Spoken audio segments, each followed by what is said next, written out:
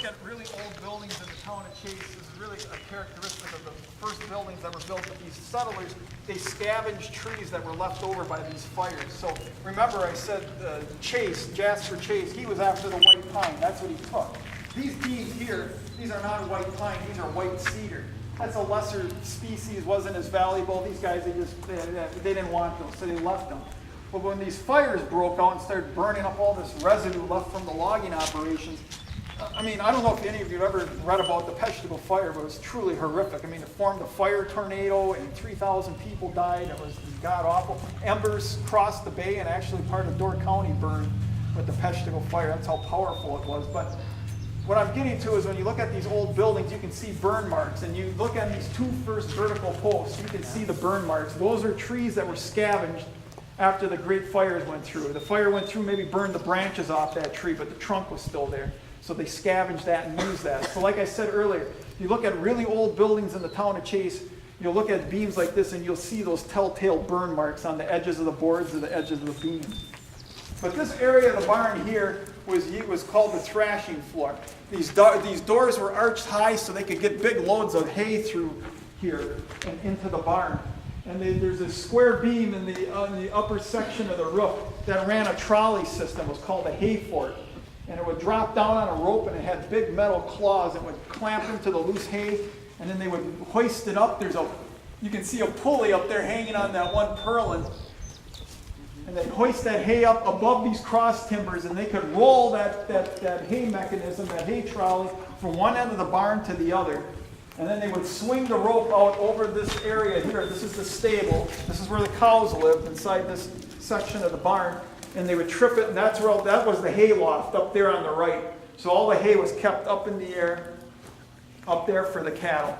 This ring here in the ground, that was the foundation of an indoor silo. So it was probably a wooden stage silo that went up to the roof line. It didn't go any higher than that. That's where they kept corn silage for the cattle. And then the Frisch brothers that owned the farm later, they told me that there used to be a granary in that corner. So they had oats, barley, maybe some wheat. So they had all the food sources in here for the cattle. And then they would open these doors. This one's nailed shut, but these doors flipped open and they would throw the feed in. And then there was a manger on the other side where the cattle would eat.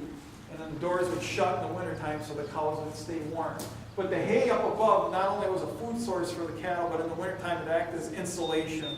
Probably had a good R value. So I kind of, like I said, this area here is more for the feed storage. We'll walk into the stable area.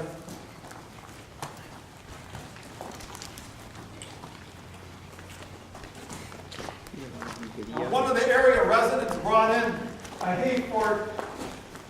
This is the device that ran on that square beam that brought up the hay, but it had these big claws. And they would trip this thing and it would lock in and it would grab onto that loose hay.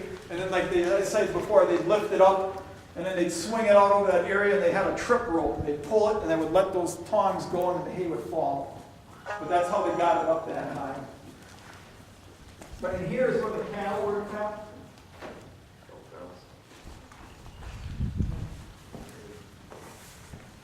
So we've been told they have about 15 to 20 head of milky shorthorn cattle, the dual purpose feed that they use. It's good for both milk and for meat. And the cows faced these feed doors, and then there was a manger here. And again, this is where the feed was put in. And this was all cement at one time, but it was re-cemented so many different times that when the town purchased the property, nothing was really original to the barn anyway, so we decided to take it out and start over because it was all changed. One thing that is original is that metal pump over there. That is a pump that was run with a gasoline engine called a hit and miss. And Casey Frisch, one of the former owners, told me that pump was original to the barn. But getting back to the Krause family, I didn't really talk about them too much. They built the barn in 1903. They bought the property in 1870, one of the first original settlers to the town of Chase. And they not only ran this farm, but they ran a lumber mill in Sobieski, and they also ran an International Harvester implement dealership out of Sobieski. So they're a very ambitious group of people.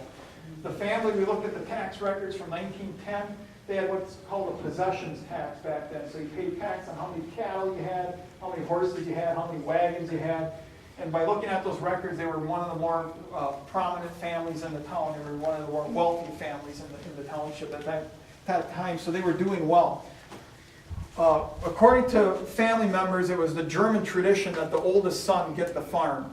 And apparently, we were told that that caused such hard feelings in the Kraus family that Daniel Kraus, the old man, decided, screw it, I'm just going to sell the farm and get rid of it. So he sold the property in 1920, sold it outside the family. So the Kraus family, again, bought the property in 1870, they built the barn in 1903, and they sold it in 1920. So they owned this for 50 years. That's a long period of ownership. Between 1950 and 1954, the property changed hands 11 times. Nobody owned it for more than 2 years in a row. There were 2 foreclosure sales. So you had the Great Depression, hard scrabble times. Nobody was making it out here. Nobody could make a go of it. And that's really when the whole farmstead fell into decline. So there used to be a house out front and a whole complex of buildings, a granary, corn crib, harness shop, sheds of all various sorts, a milk house. All those buildings fell into disrepair and fell down.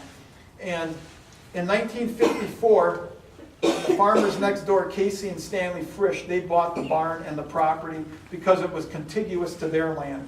So they were 2 bachelors, they lived over there, they milked their cows there. They bought this property because the land was close by and the barn was here, and they used the barn to raise their young stock, their heifers, but they milked their cows at their other barn. So they didn't have any kids, and it fit their needs well. They had no reason to replace any of the other outbuildings, so they never did. So those buildings were gone by about the 1940s that we can tell from aerial photographs. So even the oldest residents that are left in the town of Chase, people in their 90s, they don't remember anything out here except the barn because they were all gone so long ago, those other buildings. But if you come out front here, there's some pictures that we have from the Kraus family.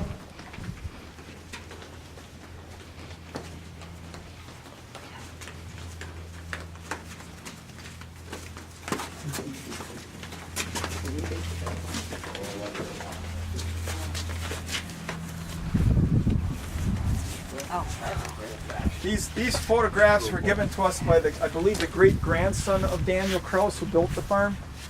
And he lives down, I think, in a town called Oostburg, or somewhere near Sheboygan. And he sent us these wonderful photographs. But this is the front picture of the barn. You notice the silo is not here. This silo was built probably in the early 1920s. But this is a picture of the barn before the silo. This picture here kind of shows the barn, and then the house was over there, up in front where that tall grass is.